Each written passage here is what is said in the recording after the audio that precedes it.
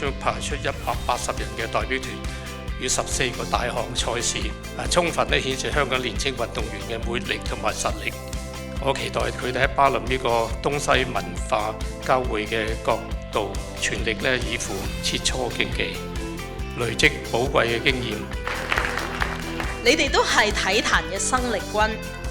雖然經驗或許係尚淺，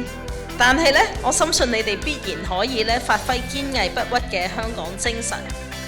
初生之犢不畏虎，突破自我，為香港增添光彩。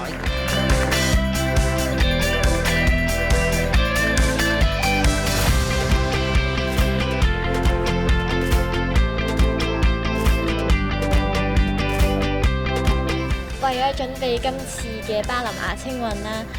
進行咗比較多嘅加操訓練啦，尤其是係暑假期間，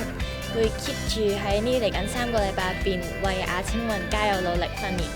我哋今次準備都準備得好好啦，因為始終我哋有幾個隊友都係上過去成年隊打過比賽啦，咁即係啱啱呢一年，咁所以其實我哋都有好強嘅隊友。我希望即係做到自己最好嘅地方咯，同埋希望幫香港爭取到獎牌。我今次會全力以赴，我希望可以我所有嘅項目都希望可以攞到金牌翻嚟啊！除咗係一個競技之外咧，亦都希望佢哋利用呢個機會喺呢個運動會上邊結識多啲唔同國家嚟嘅朋友，咁亦都可以令到自己咧係增長見聞。